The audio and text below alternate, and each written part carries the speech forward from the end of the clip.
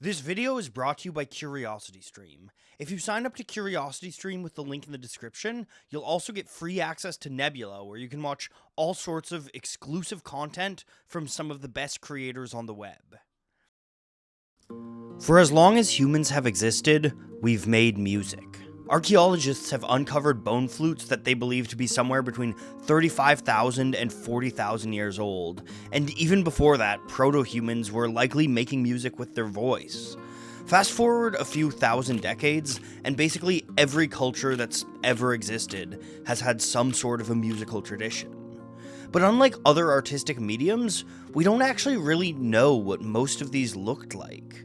Recording technology is little more than a century old, and our understanding of a lot of historic notation systems are based on educated guesses. That's not even to mention the countless musical traditions that didn't use notation. The upshot of all of this is that a significant amount of all the music ever made has been completely lost to time. I've been thinking on this reality a lot lately, and it's led me to a question that really hasn't left my head. What is the oldest song that is still regularly heard today in a form that might be recognizable to someone listening to it when it was made? Or, in simpler terms, what is the oldest song that you know? Now, the answer to this question obviously depends on who you are. If, like me, you've had the question of oldest music before, there's a good chance you've come across something talking about the Hurrian hymns. These Bronze Age hymns were carved in clay tablets that have been dated as far back as 1400 BCE. They were written in an ancient form of writing called cuneiform, and meant to be played on an early form of a lyre. What you're hearing right now is a modern interpretation of one of these hymns, as performed by Braden Olson on YouTube.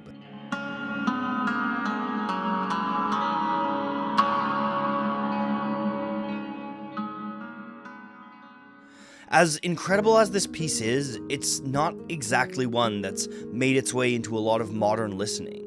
And on top of that, there's no real way of knowing how accurate the modern interpretations of the song are. Of course, that's a problem that kind of plagues this entire endeavor. While we can have educated guesses at ancient pieces like this, we're often missing aspects like tempo, dynamics, and sometimes even key. And then of course there's the problem of straight up missing parts of the song, as is the case for the Delphic hymns, a set of Greek compositions dated back to 138 and 128 BC. As you're probably noticing, hymns make up a lot of the earliest music that we're aware of. Religion and music have always been intrinsically tied. The Hindu Vedas, which are some of the oldest pieces of literature in existence, formed the basis for Indian classical music. And the 5 classics of Confucianism laid the basis for Chinese classical music. So if you're familiar with some of these musical traditions, you've likely heard and picked up on musical ideas that are centuries old. And if you're Jewish, you might recognize Zur Mishalo, a hymn written sometime between the years of 1000 and 1500 CE. But as you'll notice, that's a pretty broad range of dates. A lot of these religious hymns have gone through a number of modifications and variations, so it's difficult to pin down exactly where they came from. To find some songs that we can draw a more direct lineage from, we need to look at the Middle Ages. If you watch movies at all, there's a very good chance that you might recognize a phrase from a 13th century song called Dies Irae. Dies irae, dies irae. Dies Irae, or Day of Wrath, is a Gregorian chant about the apocalypse. That opening run of notes has become one of the most cited pieces of music in all of pop culture. It's particularly common in film scores. References to this chant have appeared in movies like It's a Wonderful Life, Home Alone, The Lion King, and even The Lord of the Rings.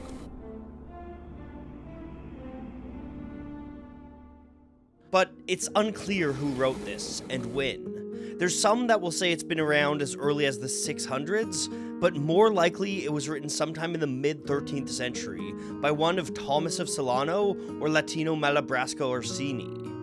If you want the oldest piece of music you know, this might just be it. Except, chances are you probably don't really know the whole song. You probably just know the opening notes. To find a song that you might know more than a handful of notes from, we need to look away from religious songs and towards secular folk music. There was an early English folk song from around the same time as Dies Irae called Sumer is a Cumin In. As per usual, we don't really know when it was first written, but we do have a manuscript showing the song's lyrics and melody that was compiled sometime in the early 1260s.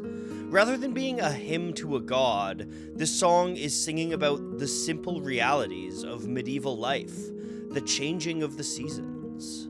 Like the Dies Irae, this piece survives today partially through popular culture.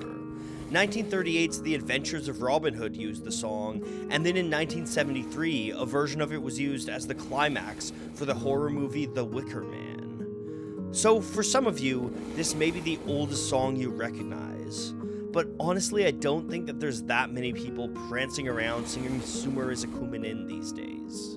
For the song that I think has most clearly permeated modern Western culture, we still need to jump ahead a few centuries.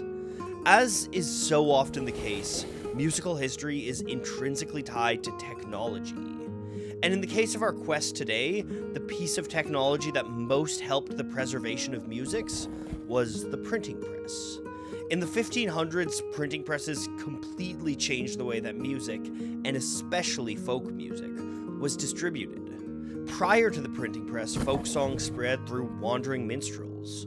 But once printing technology became available, we started to see the widespread distribution of music for the first time. The lyrics to folk songs would be printed on single pieces of broadside paper and sold at markets and fairs. These so-called broadsides generally only indicated a title and lyrics, but below the title they tell you a commonly known tune that you could sing the lyrics to. And broadsides became an absolute phenomenon. So much so that the Stationers' Company in London created a system of registration for these broadsides. And it's from this registration system that we find what I can very inconfidently say is probably the oldest song you know.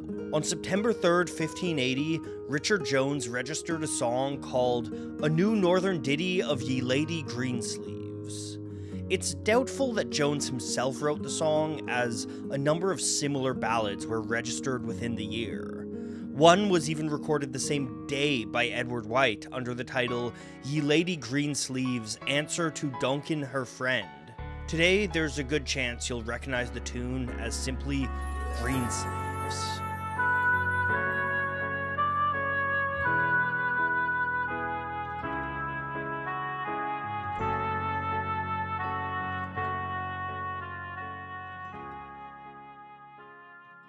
In its day, Greensleeves might have been something comparable to a chart-topping pop hit. In fact, it even made its way into the pop culture of the day, with a reference in Shakespeare's Merry Wives of Windsor.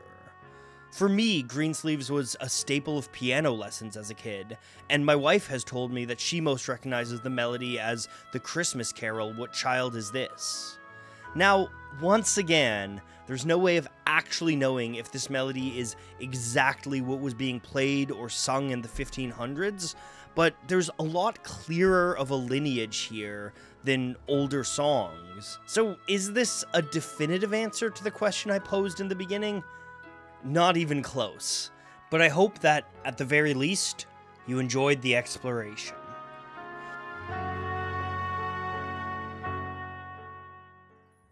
Are there any songs that I missed? Do you know an older song that you want to share that you think has permeated pop culture today? If so, let me know in the comments. This question has really captured my attention the last few weeks, so I would love more potential answers. If weird music history is your thing, have I got a documentary for you. Red Elvis, the Cold War cowboy, tells the incredible story of an American musician who defected to the Soviet Union in the Cold War and became a Soviet pop star. It's honestly the exact sort of musical ephemera that I live for. And if you want to check it out, you can do so by following the link in the description. That link will get you 26% off an annual subscription to CuriosityStream, the best place online for documentary content. And of course, following that link also gets you access to Nebula, the streaming service created by and for creators. That means you'll be able to watch thousands of documentaries, and you'll be able to watch all of my videos early and ad-free. It also means you'll have access to a whole host of originals by some of the best creators on the entire internet. And right now, I've got a new original series in the works that should be launching sometime in the coming months. So if you follow the link in the description, you can be the first to see that, and the first to see all of my videos when they go up early on Nebula. Following that link is also just a great way of supporting my channel and supporting independent content on the internet in general. So thank you all so much for watching.